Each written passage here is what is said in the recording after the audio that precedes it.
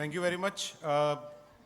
मुझे ये बताया गया है कि जो अगला प्रोग्राम है उसकी तैयारी में थोड़ा टाइम लगेगा, इसीलिए मुझे लगा कि this is the best time, क्योंकि मैं किसी प्रोग्राम को ख़राब नहीं कर रहा हूँ, तो मतलब आप मुझे थोड़ा कम कोस सकते हैं।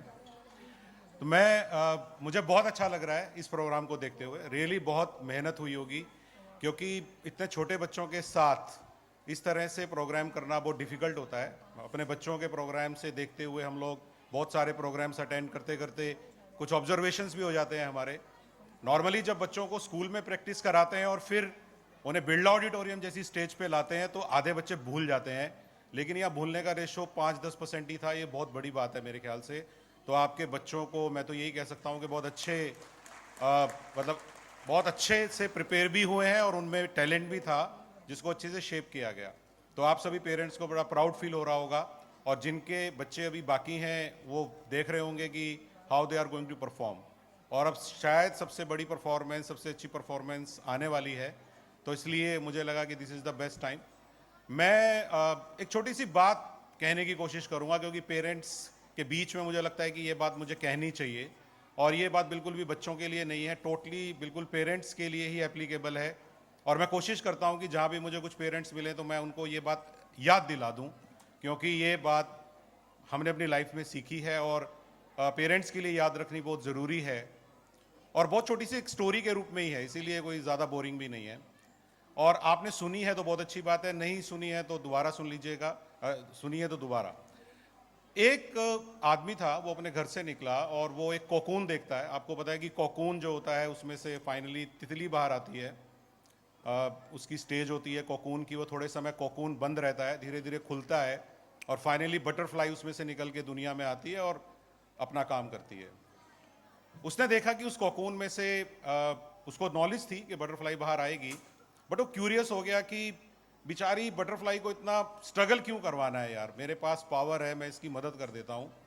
वो अपने घर से एक सीजर लेके आया और उसने कोकून का एक पार्ट काट दिया, और छोटा सा पार्ट काटने के बाद जब उसमें से उसको बटरफ्लाई थोड़ी थोड़ी दिखने लगी तो वो और दयालु हो गया, सो कॉल्ड दयालु हो गया। और उसने वो अपने हाथ से उस बटरफ्लाई को खींच के उस कोकून के छोटे से छेद से बाहर निकाल दिया, और वो बड़ा खुश हुआ कि इस बटरफ्लाई के स्ट्रगल को मैंने खत्म कर दिया है और अब ये लाइफ में इजी है इसका। लेकिन आपको पता होगा कि जब किसी नेचुरल प्रोसेस को बीच में डिस्टर्ब करते हैं तो नेचर उसको सहन नहीं करती, और वो जो तितली बाहर आई वो क्रिपल्ड हो गई, क्योंकि उसका एक पंख टूट गया और सारी उम्र वो बटरफ्लाई उड़ नहीं सकी, और उसे जो फ्लावर्स के ऊपर जाके रस चूस के अपनी जिंदगी को बिताना था वो ऐसा नहीं कर पाई। अब आपको लगा होगा कि मैं अचानक से ये सब क्या बोल रहा हूं। एक्चुअली हम लोग लाइफ में कई बार अपने बच्चों के साथ ऐसा ही करते हैं। हम वो दयालु इंसान बन जाते हैं, कोकून में वो बटरफ्लाई हमारे बच्चे होते हैं और वो सीजर होती है हमारी ओवर पैम्परिंग।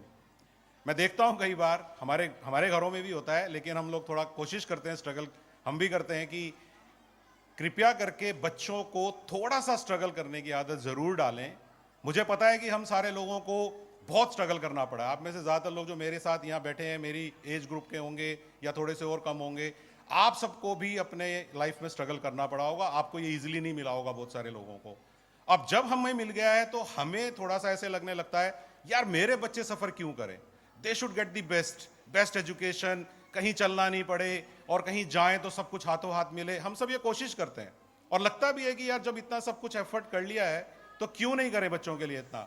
लेकिन उस सारी स्ट्रगल में कहीं ना कहीं जो थोड़ा बहुत स्ट्रगल बच्चों को सीखना चाहिए वो रह सकता है। और मुझे लगता है कि जिस तरह का माहौल बन रहा है आने वाले टाइम में हमारे पूरे वर्ल्ड में, बच्चों को थोड़ा बहुत स्ट्रगल करना पड़ सकता है। ये कभी ना कभी बाहर जाके भी पढ़ेंगे, हॉस्टल में भी रहेंगे, कॉलेज में भी जाएंगे, सब चीज़ें करेंगे, तो तब ये जो हम थोड़ी बहुत स्ट्रगल इनको अलाउ करेंगे ये उनको मदद करेगी। तो मेरी आपसे रिक्वेस्ट है कि थोड़ा सा दिल पे पत्थर रखना सीखिए।